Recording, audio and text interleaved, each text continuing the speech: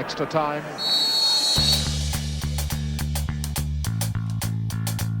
Hello and welcome back to the Extra Time podcast. It's me, Patrick Van Straten, and this week I am joined by returning champion Dougie Critchley. Hello, Dougie. Hello, returning champ. I'm not sure about that, but yeah, great to be back.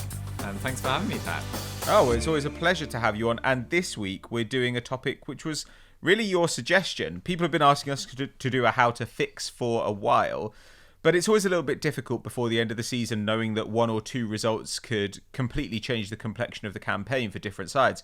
So we waited, and in the end we've settled on Tottenham Hotspur, who have endured an extremely bumpy season. Obviously went into it coming off a Champions League final with one of the best regarded young managers in the world. Ended up parting ways with him when I think they were down in, was it 14th? 14th, yeah. Yeah, and then after that, it's been an interesting half season under Jose Mourinho, but I'm not sure you would call it successful. What do you think, Dukes? Yeah, I mean, I think it certainly flattered them where they finished up. I mean, after that draw against Crystal Palace at the weekend, they ended up 6th, and I had loads of people tweeting me being like, see, Mourinho's done a great job, etc. We've got Europa League football for something like the 9th or 10th year in a row, as in European football for Spurs. But the fact remains that they were 7 points off the top 4, which was the same distance they were pre-lockdown. And they were as close to 11th place Southampton as they were to the top 4, really. And that 6th place, you know, it's not all Mourinho's fault. Obviously, they had a terrible start to the season, as you alluded to there. But that is their worst finish since 13-14, when they were under AVB and then Tim Sherwood with Agile came in, and that stupid salute to Adebayor. So, and in that year, they actually won 5 more points and won 5 more games and finished with 10 more points. So it just goes to show, like, the standards at the top of the Premier League, bar Liverpool really this year actually, were really quite poor. It was the lowest top 4 finish for ages, and Spurs in 6th was quite a mediocre tally. I mean, in previous years, their points tally would have finished in the last 5 7th, 8th, 9th and 8th. So really it did sort of flatter them. And people say, yes, they were 14th when Mourinho took over, but they were only 3 points off 5th place Sheffield United at the time.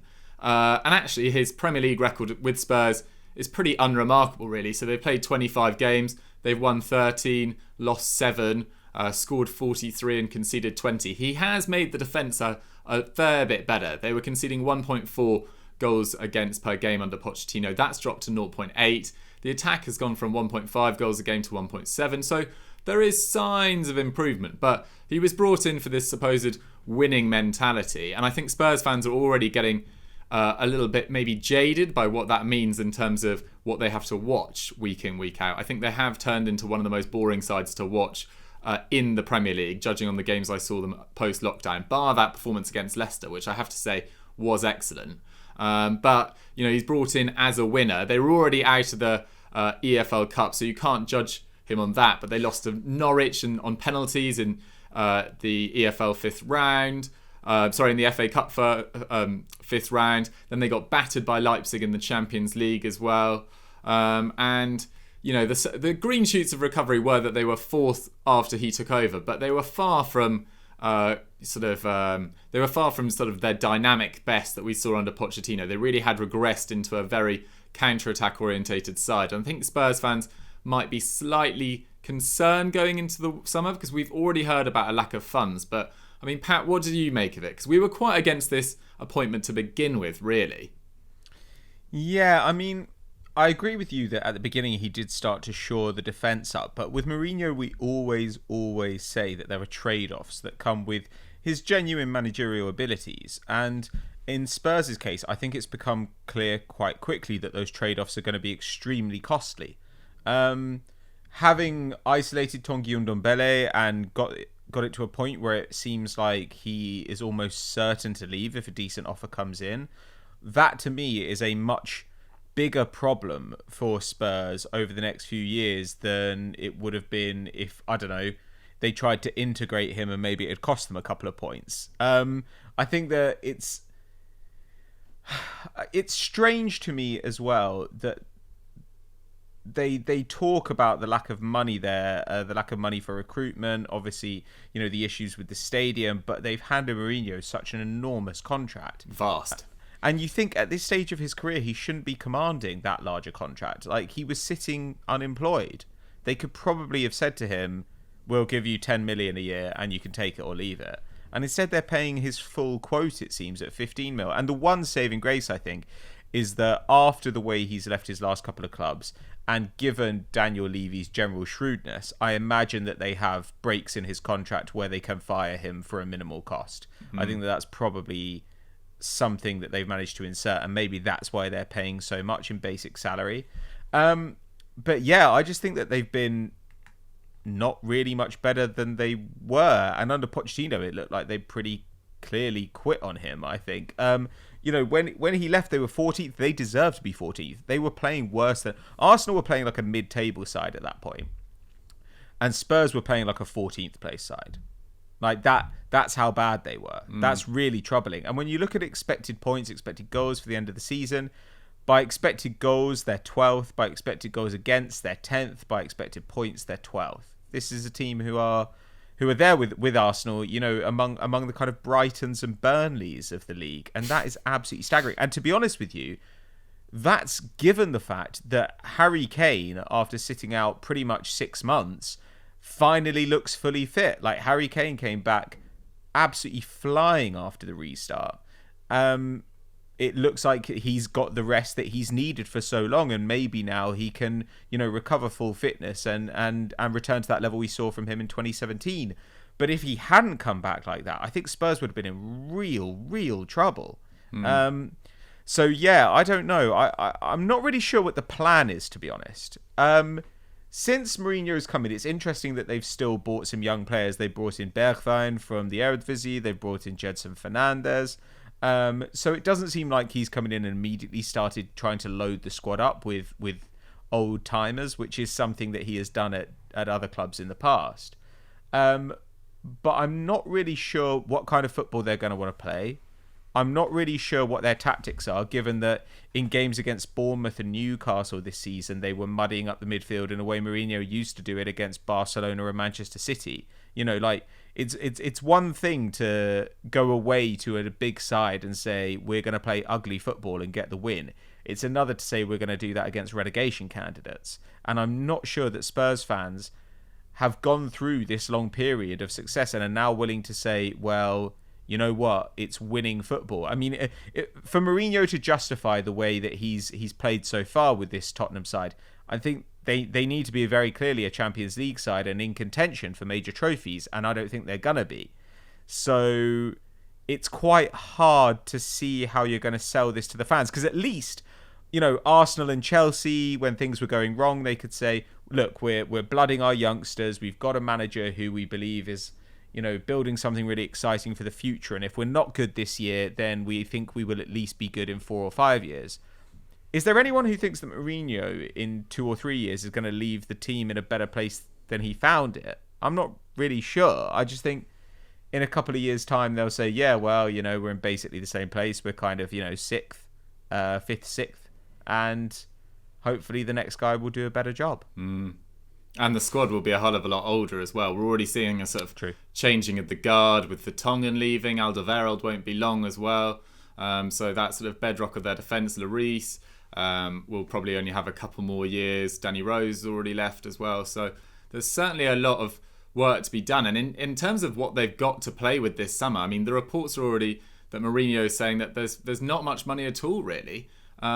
So, for this podcast, Pat, did you have an amount of money in mind that was your sort of transfer kitty? Because I was working off the assumption that they wouldn't have any more than £60 million, and then they'd have to sell some assets, is what I sort of worked on. I didn't really budget for the whole group of transfers so much as I tried to go for cheaper, feasible options. Yeah. I mean, there are a couple of guys in there where I was thinking, if they sold this person or if X club came in for this person, maybe this is something they could look at in return. But to be honest with you, I think the idea of X club has a transfer kitty of X amount is always a little bit misleading.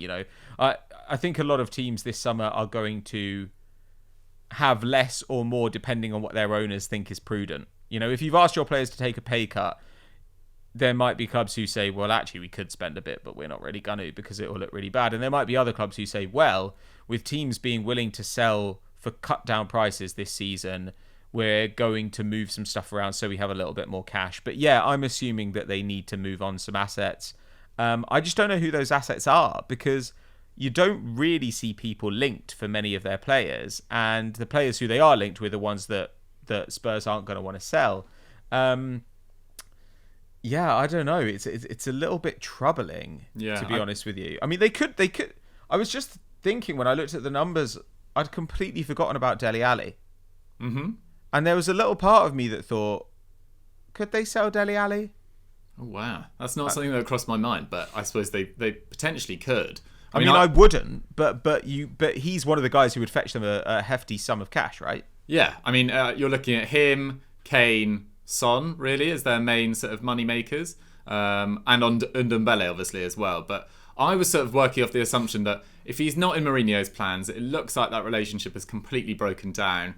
I think if you're Levy, I think you probably do sell Ndombele. Take 45 million if you can, and use that to reinvest in other areas of the squad, particularly with, you know, defensive midfield, the whole of their defence pretty much needing work, and a backup striker needed. So, I mean, I'd look to sell Danny Rose for sure. Mm-hmm. Probably think about moving on either one of Lamela or Moussa Sissoko, although neither are going to fetch a lot of money in this market. So you might end up with sort of 120 million pounds to play with, was what I was sort of working off. But yeah, I wouldn't sell Dele Alli either, to be honest. And I feel like when he's fully fit and at his best, he's actually quite a Mourinho style of player. Like he can play in a number of positions. He's not too fussy. He's very physical. He can link up really well with Kane and play in that number 10 role effectively. So I wouldn't rush to sell Dele Alli by any stretch. No, but my attitude is kind of like, if this guy isn't going to play, then you got to sell him. Like, you know, it's kind of like Guendouzi at Arsenal, though a much less valuable player. I mean, Guendouzi is somebody I want to keep at the club. He's extremely young, he's extremely promising, but you think if this guy's just going to sit on the bench and lose value, then why not at least try and sell them now? Like, if you don't think Dele Alli is good enough to be playing for your team week in, week out, then if somebody like Man United or Man City wants to offer you an ungodly sum for him, and that's going to allow you to rebuild your squad, then you've kind of got to do it. And if your theory is, well, actually, no, he's really good, and it's just that our manager is beefing with him and doesn't want to play him, then you think, well, then you should probably get rid of the manager. You know, at some point here, you're losing money one way or another. You have to do something about that. The only thing I think about is because Ali's stock has probably never really been that much lower than in the last 18 months. So the fee you'd get for him is a hell of a lot less than what you'd get in, say, 12 months if he had a really good campaign. Although then you'd be, you know, thinking, why do you need to sell him? So it's quite a tricky one, because you want to get, if you're going to sell a player, particularly if you're Daniel Levy, he's notorious for this, you want to sell them at their true value. And I don't think you're going to get someone offering Dele Alli's true value this summer. I don't know. I kind of agree with you in some ways, but also, yeah, if he's not going to play, then it's not going to make any difference. And you might think that it would be counteracted a little bit by the fact that he's homegrown if he were to go to another Premier League side. But yeah, I agree. You know, you have the same issue with someone like Lacazette, right? Where the perception, I think he's been a lot better than the general perception suggests. But because that perception is that he's not had a very good season, if you try and sell him, you're not going to get what you'd want for him. So I kind of feel like you might as well keep him. Yeah. But going on to the players that we're targeting, we're looking, like you said, to rebuild the back line pretty substantially. So we were looking for a right back, a left back, and a centre back.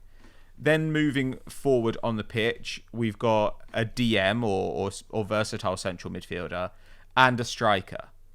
So should we start with those fullback slots? Because I should also say that I've tried to avoid talking about the same old players as usual. So I'm not going to talk about Ibrahim Sangare or Yves Bissouma or Pervis Estupinian or whatever. But I don't know. It's kind of difficult because I kind of think they shouldn't have Mourinho there in charge. But I'm also trying to recruit guys who Mourinho might feasibly use. Yeah, I have this issue too.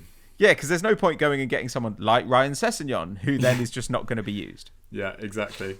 Okay, I mean, let's kick off with right back, because I think Serge Aurier, he's not been great this year by any stretch, but he is slightly scapegoated, I would say. He's been forced to play nearly every game by Spurs' poor squad management. So they sold Trippier last summer. They also let Kyle Walker-Peters leave on loan to Southampton, who I wouldn't be looking to bring back anytime soon, at least yet. He's got quite a lot of developing to do in my eyes.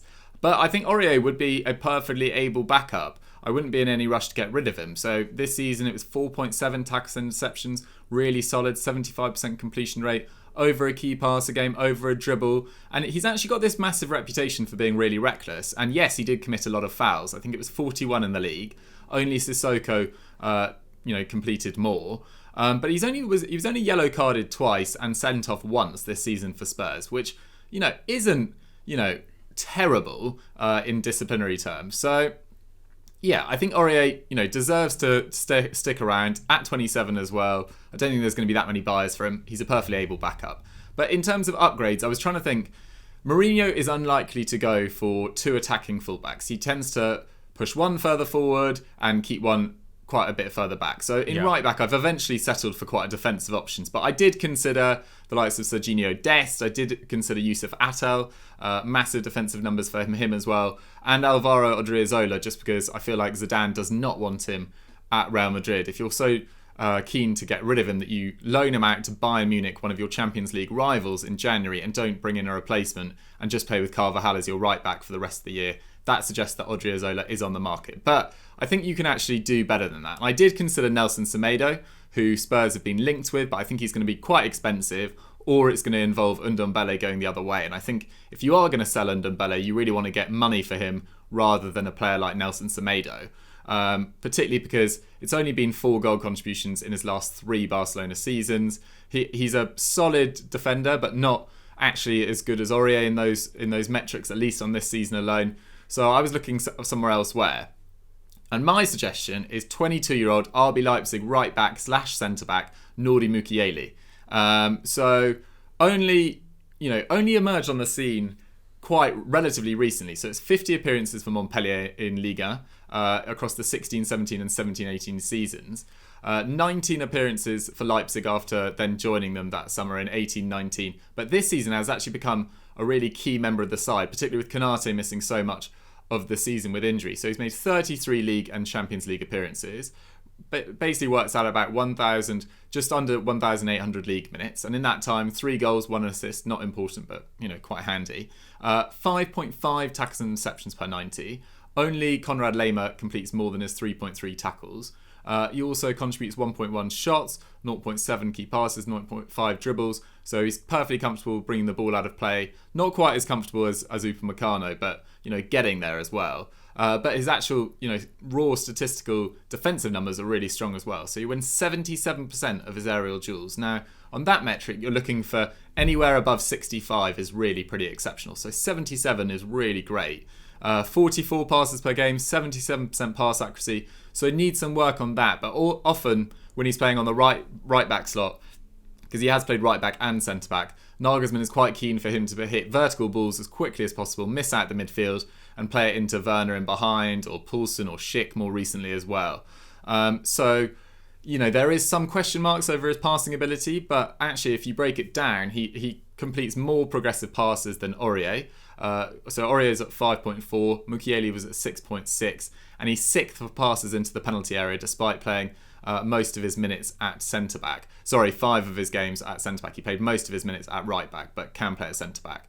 He's an excellent reader of the game as well, completed 50 interceptions, which was the most in the Leipzig squad, despite ranking 9th for minutes. And that versatility of playing at right-back and centre-back is something that I think Mourinho would absolutely love and would fix 2 holes in Spurs' squad for the price of 1, effectively. He's got a contract until 2023, and we've already seen Leipzig this summer settle for 50 million just above for Timo Werner, although he did only have 1 year in his contract. But I think you could potentially get Mukiele for between 30 and 40 million pounds. And for that sort of price, I think he'd be a versatile option that Mourinho would absolutely love the qualities that he's got as well. And I could potentially see it happening as well, because Leipzig have been known to sell if the price is right. So yeah, that was my suggestion for right back. Yeah, my only issue there would be the price. I could imagine them asking for more than that because he is so young, because he's been so useful, and because I think Nagelsmann really likes him. But yeah, I mean, he'd be an amazing signing for absolutely anybody who could get him this year. Would solve a ton of problems, really young, really fast as well. Like Mukiele is to me one of the most exciting young defenders in the world. The only question is whether you can get him out of there. Because also, bear in mind, Leipzig a couple of years ago were selling Naby Keita for 60 plus million. And now I'd say that their perception of themselves is they're in a stronger position. Yeah, I think they think of themselves as a bigger side now. So it might be a difficult sell, but if they could get him, it would be amazing. I mean, I've gone for kind of the opposite end of the spectrum. Rather than somebody like excelling in Europe's top 5 leagues, I've gone for a championship player. Okay. Which is Matt Cash from Nottingham Forest, who obviously missed out on a playoff spot on the final day, got pipped by Swansea. Now, he's 22 years old, and he actually is a winger, really. But he ended up moving back into this fullback slot because of a bunch of injuries in the squad. And he's been part of an excellent defence this season. Only the top 4 conceded fewer goals than Forest did. And Cash only missed 4 games, got 8 goal involvements in 42 matches, which is pretty decent for a fullback. And weirdly, it's his defensive numbers which stand out. I mean, like, attacking wise, he's fine. He gets over a shot a game, which actually is pretty good for a fullback. I was thinking, like you, I'd like to have one fullback who got forward more, one who defended more, and weirdly, Cash has ended up being my defensive one. But he completes over a dribble match, creates over a key pass. These are not spectacular numbers, but they're totally fine. And I think looking at the history of how fullbacks have translated to the Premier League, there's reason to think that he might do okay. You know, you look at Reece James coming up. These numbers are not that dissimilar to Reece James in the Championship. But he's making over 5 tackles and interceptions a game. Wow. With a really high tackle success rate. And to me, that is what I wanted. I wanted somebody who had... Aurier is genuinely actually an amazing tackler. Like, he's really, really good when it comes to defensive numbers. Like you were saying, what was it? 4.7 tackles and interceptions a game. It's just that his brain falls out sometimes. And I don't think he's trustworthy as a defender at the top level. Like, I don't believe that he's going to necessarily do what he needs to do in a particular game. Whereas, you know, yes, Danny Rose wanted to leave and had to go, but I trusted Danny Rose, like, to do what needed to be done in a big game. I'm not sure I feel that way about Aurier. The other thing about Cash is that he's 6'1", and what we've historically seen from Mourinho is that he wants big fullbacks. He does not like a fullback who's short. You know, you look at guys like Ivanovic. He had who was, to me, kind of the typical Mourinho fullback. Just a really big presence, could also get forward, could also play as centre back. And I think that that's kind of somebody I had in mind when I was going for this. But I could also imagine him just targeting someone older.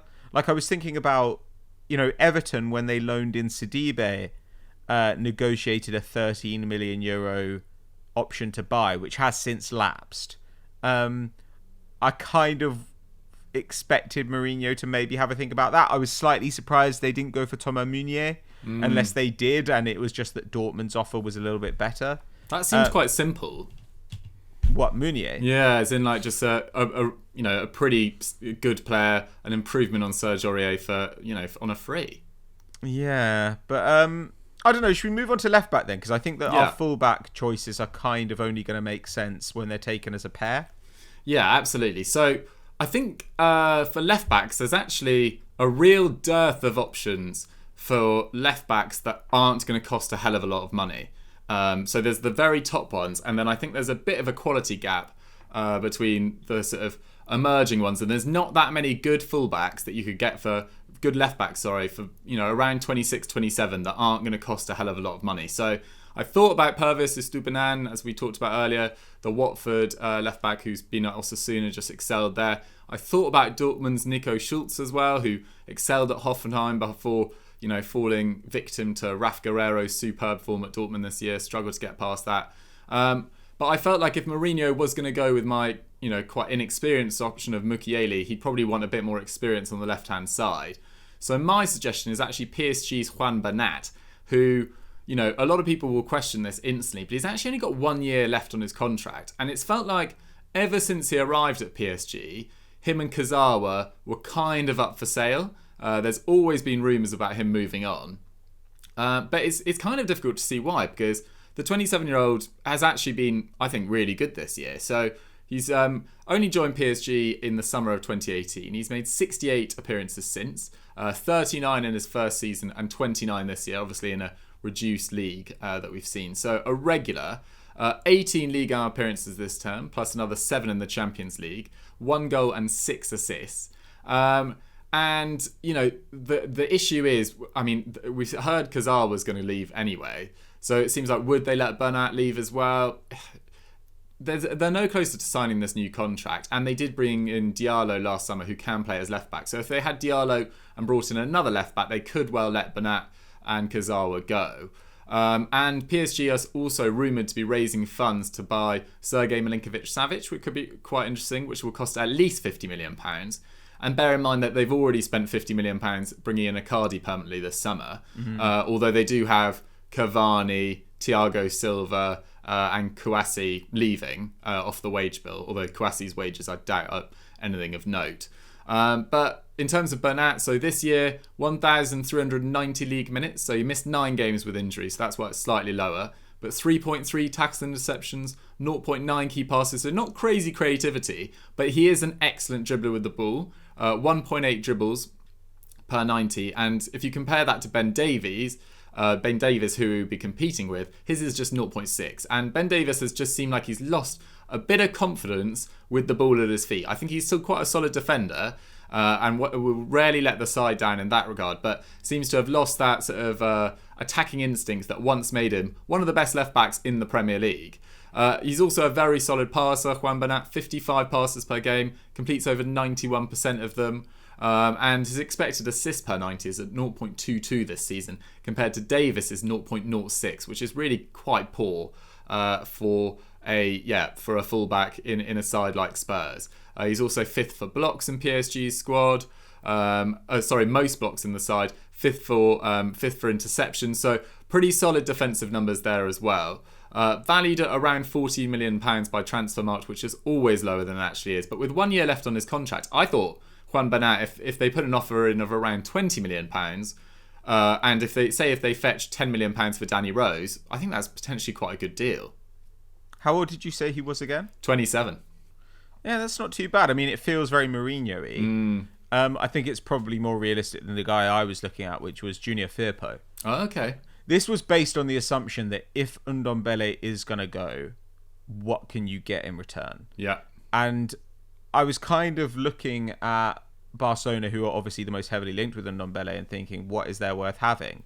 And I kind of think that if they offered you Firpo and Umtiti for Ndombele, you'd be interested.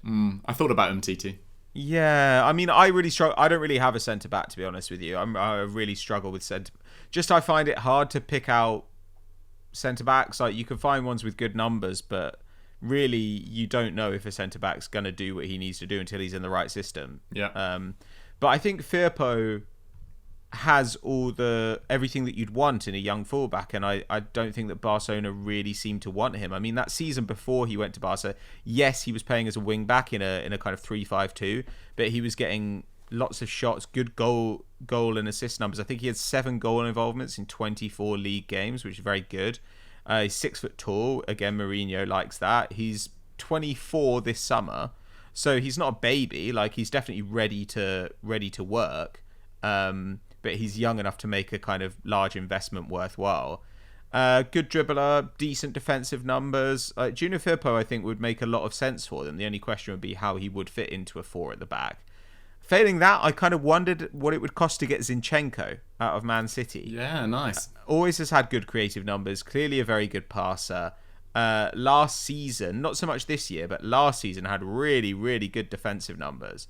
Like I think it was 4.3 tackles and interceptions a game, which is very, very solid. But this year, only 1,100 minutes. I'm not sure that he's going to be happy with that.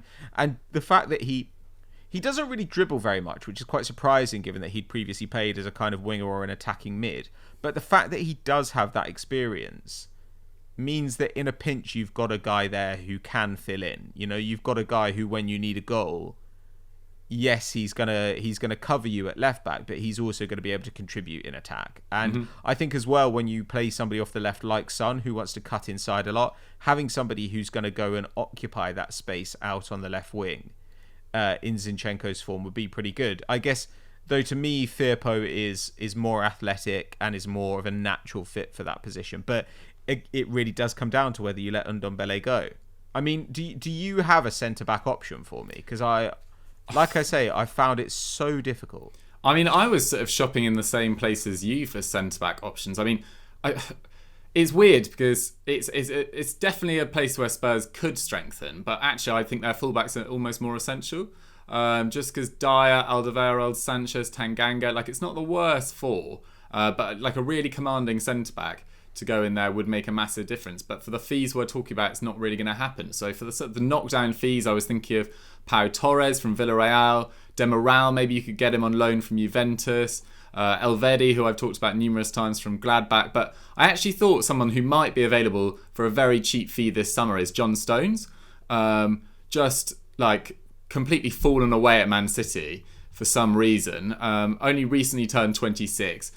He's missed 12 games with injury, but he's only made 16 Premier League appearances, 12 of which were starts, and only one substitute appearance in the Champions League. It's clear that he's fallen way down the pecking order. I mean, Eric Garcia started more games than him recently, and although Man City haven't been great all year defensively, and neither are Stones, to be quite frankly. I mean, he featured in 23 games and City lost 4 of them, which obviously you can't put just down to Stones, but they lost to Norwich, Liverpool and United twice with him in the side, conceding 23 goals in the process and only keeping 8 clean sheets. But his actual numbers don't look too bad, and he's got a hell of a lot of experience under his belt now. I mean, he's still just 26, as I said. I think it's around 250 plus career appearances.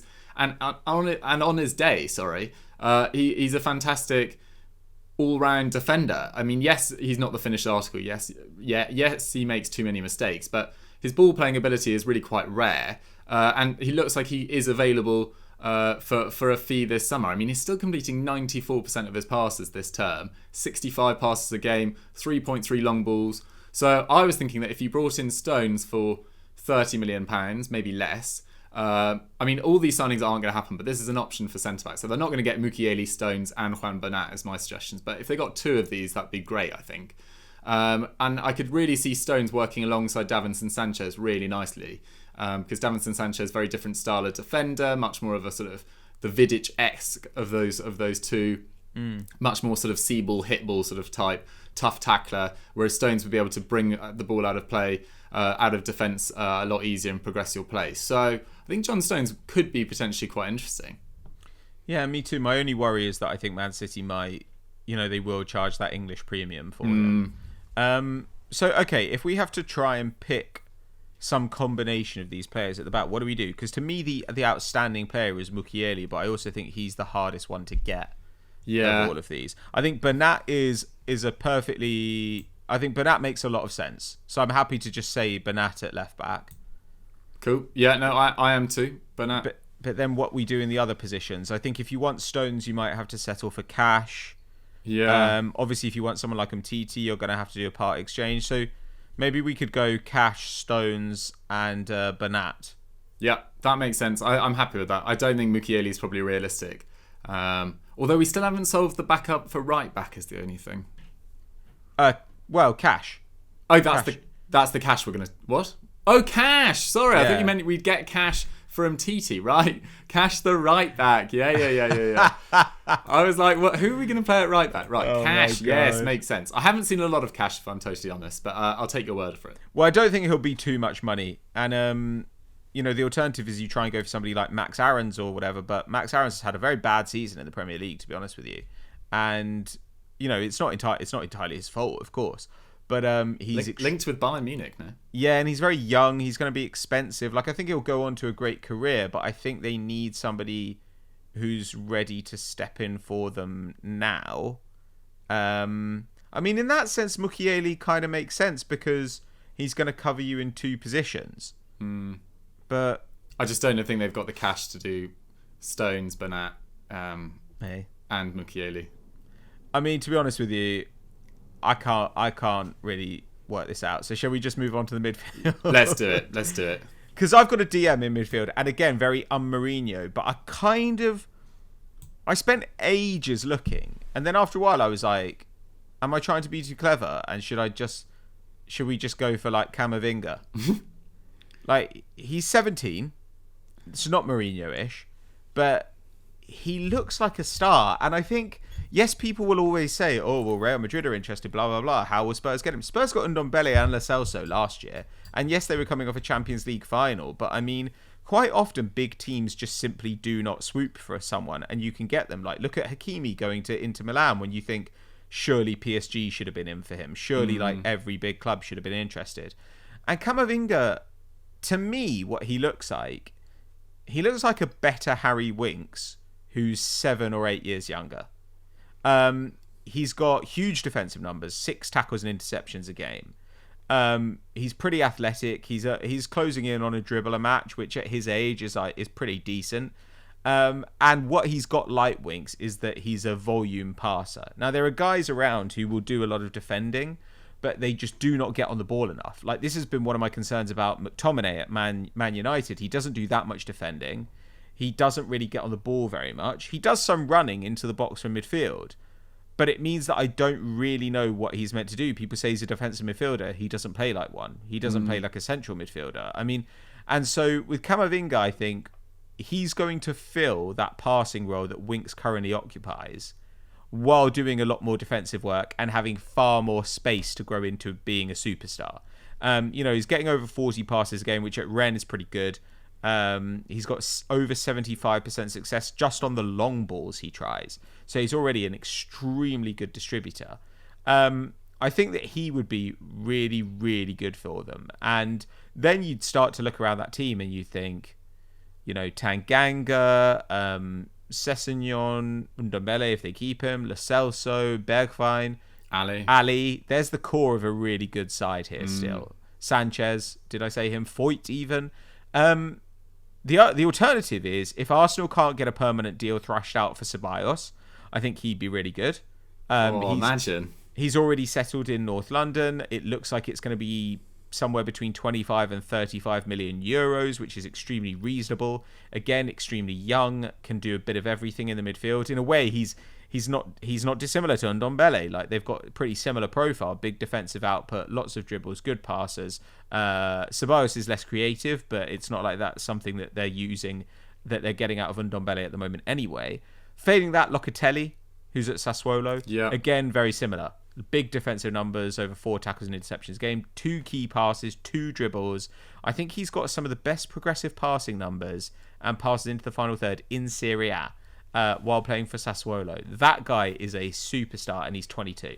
So I think this, unlike left back where we were saying the options are extremely weak, I think central midfield, there are easily 6 or 7 players who Spurs could get, and they'd all be fantastic. Absolutely. I mean, I was sort of spoilt for choice as well. I spent a long time thinking about Bakayoko. But then I wasn't quite sure. I mean, it's quite a pathetic reason not to sign someone, but I just don't think the fans would be excited about taking in a Chelsea reject. But people should have a look at Bakayoko. He's had a very good year.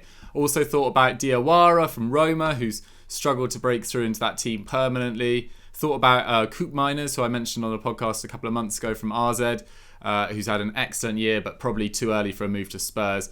But I thought the best option for probably a reasonable-ish price, I think you could get him for 40 million, is Benacer from AC Milan.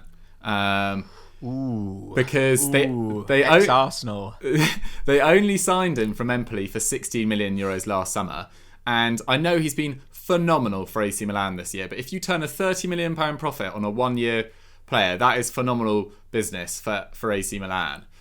He's played 33 games for them this year, 29 in Serie A, but actually was very much like on the margins until the end of October. So he'd only played 4 Serie A games by then. Milan were 12th, but they've lost 6 in 28 games in all competitions since, and 4 of those defeats came in his first 4 games. 3 of those defeats came in his first 4 games against Roma, Lazio and Juventus, and then Inter and Genoa since. So He's really made a massive difference. And people keep on talking about the Zlatan effect. Oh, Zlatan's made such an enormous difference to AC Milan. Actually, the key person to their season has been Benacer 1,000 times over. So this year, 4.5 tackles and interceptions, 1 key pass, 2.7 dribbles, which is only topped by 2 midfielders in Italy, Castrovilli from Fiorentina, and Fofana.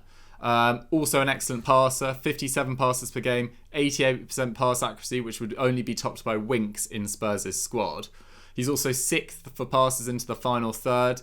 6 passes into the final third, which is the best in AC Milan's squad. 6.8 progressive passes per 90.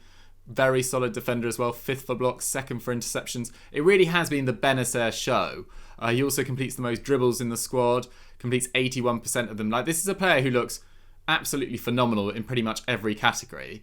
And only Theo Hernandez has carried the ball further than him this year as well. So, and he's been, electric from left back, just marauding up and down that left flank. So Benacer has been awesome. He is being eyed up by Chelsea and Man City, supposedly, which is a bit of a problem. It will be hard to land him. His contract runs until 2024. And he's going to cost at least 40 million. I'd probably say closer to 50.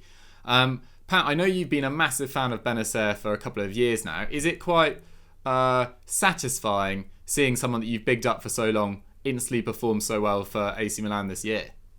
Yeah, I suppose so. Though it's annoying because Arsenal supposedly had with regret. Yeah, apparently we could have brought him back to the Emirates for 10 million euros last summer, and a lot of us were heavily advocating for that, just purely because it's such a low risk gamble for somebody who'd just been relegated from Serie A with Empoli, and we decided not to execute that particular buyback clause. And that summer, he went on to win the Africa Cup of Nations with Algeria, and he was both player and young player of the tournament, which is frustrating. And you look at him now and you think, he's really got a lot of the defensive ability of somebody like Torreira, but he's much quicker and he's also an extremely good passer. I mean, Arsenal now seem to be targeting a player this summer, in someone like Thomas Partey, who actually, I'm not convinced that he's that much better than Benacer, and Benacer is 6 years younger than him. Partey's done it at a higher level, I don't deny that, but actually, he hasn't really done it for longer. He hasn't been in this role for very long, and it is frustrating. I think he'd be absolutely fantastic for Tottenham.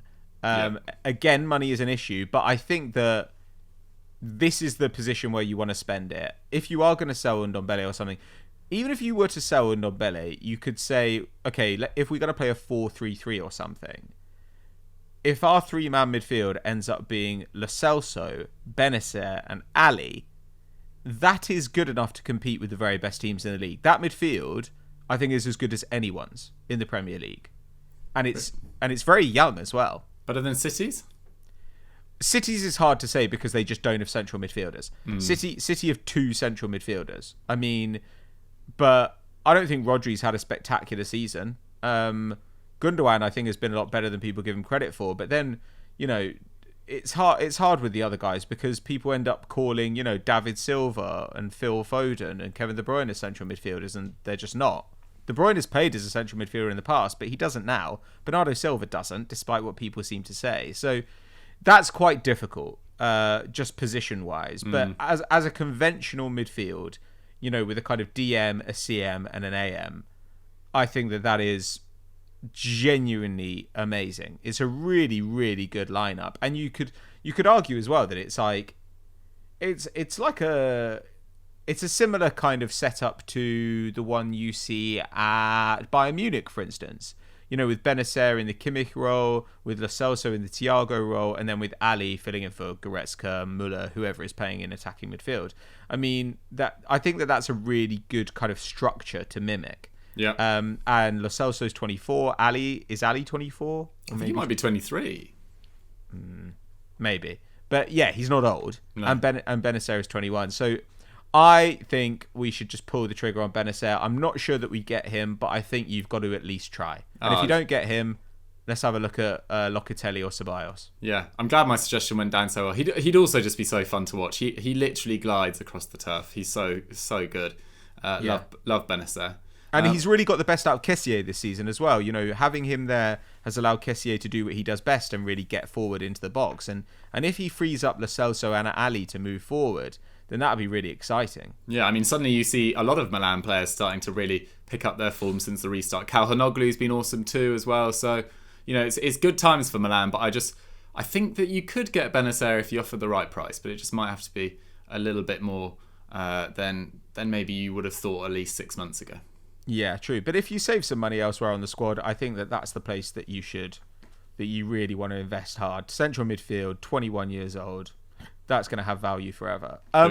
Let's move on to attack then. Yes. Because, of course, we always have the same discussion when we're talking about finding a striker for Spurs, which is they're going to have to play second fiddle to Harry Kane, who is going to accept that. And to me, there are a couple of ways to get around it. You either get somebody who is at a much lower level club, where you can offer them loads more money and they'll just be happy to take it. Or you get somebody who can play in multiple positions and that way they're guaranteed minutes one way or another moving round. And so from that point of view, I think Memphis Depay is an interesting option. I thought you would go for Memphis Depay. Did you? Yeah, I had it in my bones when I was doing my prep. Well, I mean, he is one of my favourites. And obviously he's missed the back half of the season with this cruciate injury, but it looks like he's going to be back for Lyon's cup fixture. They've got a cup final and they're obviously still in the Champions League. And before he got injured, he had 11 goal involvements in 13 matches. Electric. In fact, since he joined them in 2017, he's got 75 goals and assists in 101 league and appearances. So that's a rate of 1 every 99 minutes. It's insane. Yeah, and he plays off the left wing, but he can play as a more of a creative attacking midfielder. He can also play as a centre forward, which he does for the Netherlands. And since 2018, he's scored 11 goals in 16 games. He generally takes about 4 shots, creates 3 chances a match. He's 26, so I think that despite the fact he's had a significant injury, you would expect him to come back to peak fitness. And because of that injury, and because he's got a year left on his contract, and because Lyon have missed out on Champions League football, I think that you can probably get him for a reasonable fee. I mean, there were rumours going round earlier in the window that Arsenal were interested and that Lyon were looking for 20 to 25 million euros. Really? As little as that? But, I mean, with a year left on his contract... True. They sold Fekir for a pittance last year. Yeah, that was about 20 mil as well. And he had more significant injury woes than Depay. And I'd say generally was less talented. But he was younger. And... Yeah, to me, I think that this is an opportunity to go in and say, okay, we'll give you 25 million euros. We'll obviously give Depay a much more appealing contract than staying and renewing in Lyon. And that's what they paid for Lucas Moura. Like that to me is just like almost nothing. He's clearly better than Moura. He's not better than Son, but at his best, he could maybe get to that level. Like at his best, I do think that he's a truly elite attacker.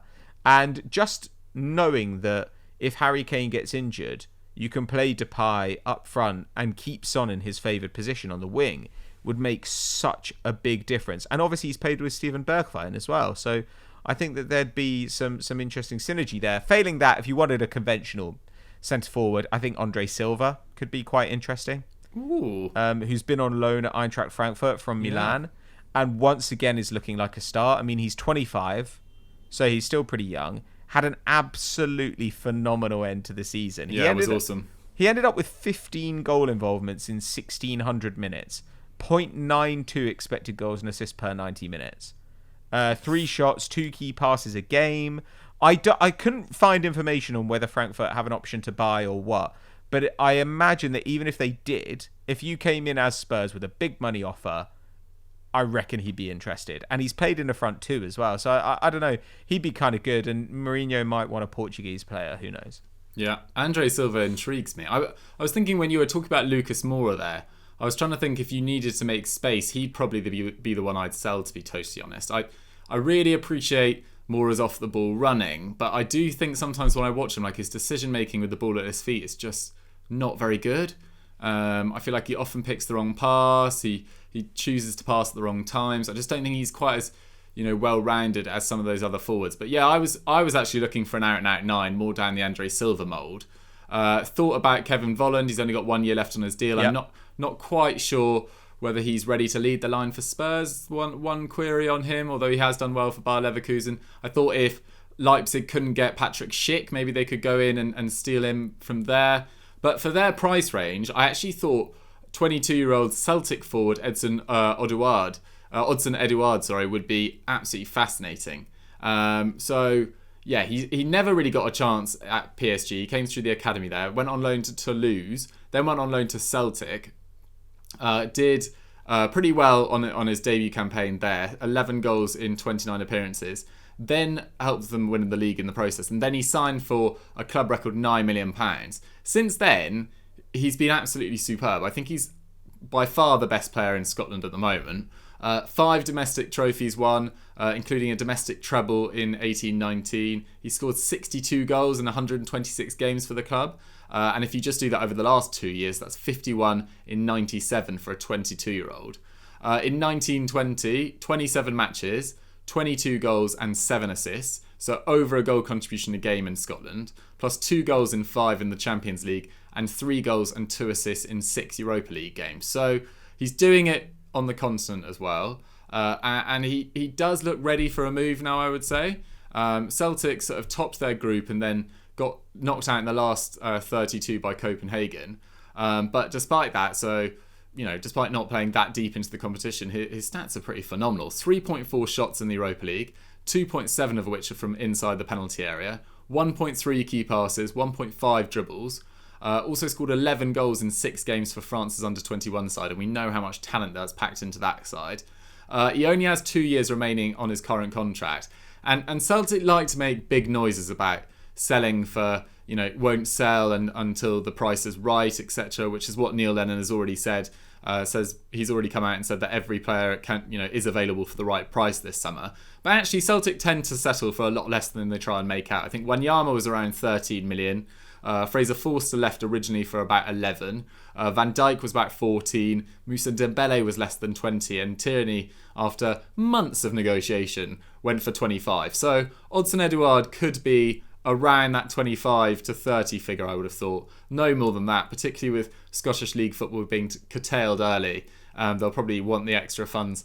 And what a return on a £9 million fee just paid 2 years ago. So Odsonne Edouard would be an interesting addition, but I'm actually just siding with you. I think Memphis Depay is probably the way to go. Well, I think Edouard would be an amazing signing for them, but I think what's interesting is how often we're coming back to this conversation of, are they going to fit in Mourinho's plans? All I was thinking there is, I could imagine Edouard going to a club if a manager can make a case for why he should go there. If a manager could say to him, look, you're going to get minutes at centre forward, attacking mid, you're going to get minutes off the wing, like you're going to be our starting striker in the Europa League and blah, blah, blah. And, Harry Kane has injuries, whatever. But I just don't think Mourinho's going to make that case properly. I don't think he's going to say, look, trust me to give you enough minutes, and the player will believe him, because he doesn't have a track record of it. That concerns me. And so I do think we have to talk about manager here. Yeah. I understand that they're maybe not going to get rid of him, though actually I think that during lockdown there was quite a lot of talk that they were already having a think about it. Love it, really. I missed that. What do you think the odds are that he departs in kind of over the course of the next season? And if so, who would you go for to replace him? I think they'll give him a full season, particularly with, it's unfair to, like all top teams, but it particularly has affected Spurs this season with their lack of depth. Like, they have had a lot of injuries, particularly in forward areas, and I think they will give him a full season. But, how long does that last? If they finish 6th or 7th next year, which is very, pretty likely, I would say. I think there's a clear top 4 re-emerging. There's a clear top 2 by a distance. And I think Chelsea and Man United will probably seal off the top 4 relatively easily next year with the strengthening that is planned, at least if Man United get Sancho through the door, which looks pretty likely at this stage. Apparently he's very keen to join them.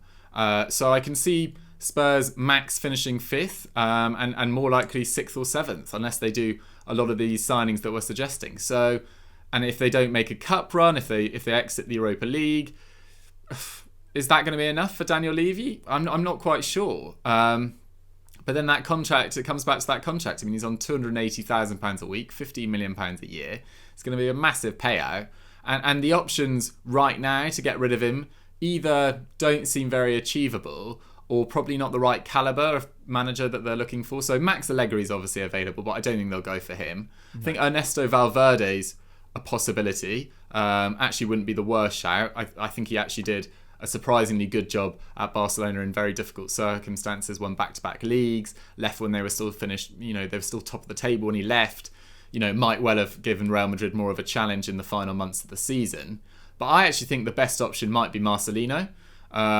Did very well at Villarreal for 3 years, finished 6th and 4th, reached the Europa League semi-finals where they lost to Liverpool, then went to Valencia and finished back-to-back 4th places, reached the Copa del Rey final in his first year there, improved by 27 points on the year he arrived, which is a remarkable improvement in 12 months. The next year wasn't quite as impressive, but they still finished 4th and won a Copa del Rey. And then he had a fight with Peter Lim because Peter Lim wouldn't acknowledge that the Copa del Rey, which was, I think, their first trophy in about 8 years, was a big achievement for Valencia, and fired him because the race for Champions League qualification had been a little too tetchy. So he fired him 3 games into this season. And Valencia have had a very disappointing campaign and have just fired Albert Salades, his replacement, and brought in Javi Gracia. So Marcelino's work was really underappreciated at Valencia, and I can actually see him fitting quite stylistically, quite nicely in with this Spurs squad, which do need to shore up at the back as well. So Marcelino would be my suggestion, but to be honest, it's not going to happen in my eyes, at least for the next 12 months. Yeah, I don't know. I hope Mourinho's there for the long term because I think with your Arsenal hat on. I think it'd be disastrous. I think Marcelino's a really good shout, though, if they decide to get rid of him. I don't see any reason why they couldn't go and try and get Marco Rosa. Oh, nice. I think that's a really sensible person for them to look at, or Eric Ten Hag as well. I mean, especially after Mourinho, quite often clubs want a bit of a palate cleanser. Yeah. And I think that a young attacking coach might well do the job. Failing that, somebody like Spalletti is a very good manager who they've been linked to before, and if he's around, they could consider that as well. But I would just like to see a little bit more thinking outside the box when it comes to the next managerial appointment from Spurs. I think if you wanted a caretaker this time to just, keep things stable and safe, I don't know why you had to pay 15 mil a year to Mourinho when you could have gone and got Luis Enrique or someone to do that. That seems like a strange move to me, but yeah, long may it continue, the chaos at White Hart Lane. I think we've done a reasonably good job there, Dukes, or at least we've given fans lots of options to choose from. Thank you very much for coming on the show this week. Is there anything that you'd like people to go and check out after this? So this is going out next week, isn't it?